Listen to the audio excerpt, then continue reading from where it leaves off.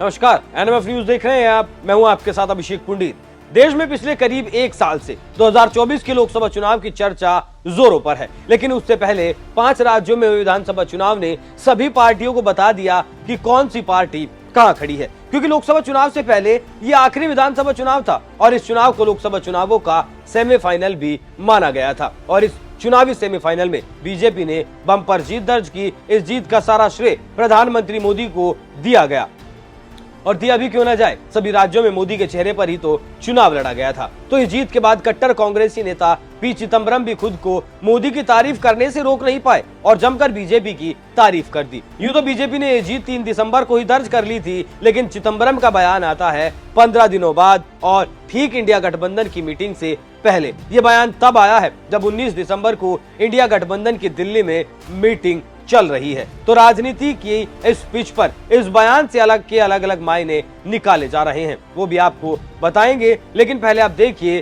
P Chidambaram का क्या कहना है। चिदम्बरम का मानना है इन विधानसभा चुनावों में कांग्रेस की हार अप्रत्याशित और चिंता का कारण है, और इससे अलग बीजेपी हर चुनाव ऐसे लड़ती है जैसे कि आखिरी लड़ाई हो, और विपक्षी दलों को इसका एहसास होना चाहिए। 3 राज्यों छत्तीसगढ़, राजस्थान और मध्य प्रदेश में बीजेपी की जीत 2024 के लोकसभा चुनाव से पहले पार्टी के लिए काफी उत्साह बढ़ाने वाली है। छत्तीसगढ़ और राजस्थान में कांग्रेस की हार अप्रत्याशित है, नतीजे चिंताजनक हैं, और मुझे यकीन है कि पार्टी का नेतृत्व कमजोरियों पर ध्यान देगा। चिदम्बरम ने जो कहा है वो कांग्रेस के लिए सलाह और नसीहत दोनों है, क्योंकि चिदम्बरम ने नतीजों को चिंताजनक बताया है। अपनी ही पार्टी की कमियों को उजागर करने का काम किया है। यहाँ तक तो ठीक था, लेकिन मोदी की तारीफ करके गांधी परिवार की दुखती रग पर हाथ क्यों रख दिया। चिदम्बरम ने आगे कहा, ये जबरदस्त संयोजन है। बीजेपी ने कल्याणकारी कदमों के खिलाफ अपना राग छोड़ दिया है, लेकिन मुझे ध्रुवीकरण, परोक्ष मुस्लिम विरोधी और ईसाई विरोधी प्रचार तथा अति राष्ट्रवाद को लेकर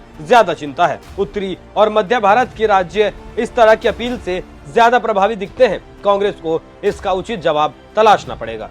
चिदम्बरम ने जैसा कहा है उससे तो यही पता चलता है कि लोकसभा चुनावों की तारीख नजदीक है और कांग्रेस पार्टी अभी जवाब ही ढूंढ रही है। मतलब साफ है, कांग्रेस के पास अभी कोई रणनीति नहीं है जिसके आधार पर वो लोकसभा के चुनावों में उतर सके, और इसी रणनीति के अभाव में वो 5 राज्यों में के विधानसभा चुनावों को हार चुकी है, क्योंकि वो बिना रणनीति के उतरी थी। सबने देखा कैसे राजस्थान में कांग्रेस आलाकमान की नहीं चली, वहां गहलोत के हिसाब से चुनाव लड़ा गया। मध्य प्रदेश में कमलनाथ और दिग्विजय दोनों अपने अपने हिसाब से चुनाव लड़ रहे थे। रही बात छत्तीसगढ़ की, तो वहां भूपेश बघेल खुद को अकेला छत्रप मान रहे थे। वहां टीएस सिंहदेव को दरकिनार कर दिया गया। तो अलग अलग राज्यों में अलग अलग तरकीब से चुनाव लड़ा गया था।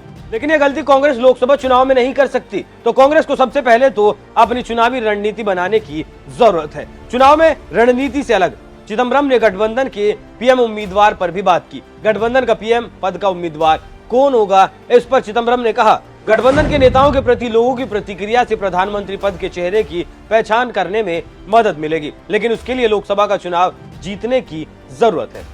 चिदम्बरम ने जितनी भी बातें कांग्रेस और गठबंधन को लेकर कही, उनसे तो ऐसा ही लगता है जैसे कि उनका आत्मविश्वास हिला हुआ है। मतलब आत्मविश्वास की कमी को साफ देखा जा सकता है। वहीं दूसरी तरफ बीजेपी है जो आत्मविश्वास से लबरेज है, और उसका कारण है 3 राज्यों में बम्पर जीत और प्रधानमंत्री मोदी जैसा चेहरा जिसके दम पर बीजेपी को बम्पर वोट मिलते हैं। तो फिलहाल जो लड़ाई एक तरफा बीजेपी के पक्ष में दिखाई दे रही है, उसे कांग्रेस और उसके घटक दल अपने पक्ष में कैसे मोड़ते हैं वो देखना बेहद ही दिलचस्प होगा। और इसके लिए 19 दिसंबर को होने वाली इंडिया गठबंधन की मीटिंग बेहद खास रहने वाली है। देखना होगा इस बैठक में क्या कुछ निकलकर सामने आता है। वैसे चिदम्बरम ने जो कहा है, इस वक्त हवा बीजेपी के पक्ष में बह रही है, उस पर आपकी क्या राय है? अपनी राय हमें कमेंट कर जरूर बताएं। नमस्कार।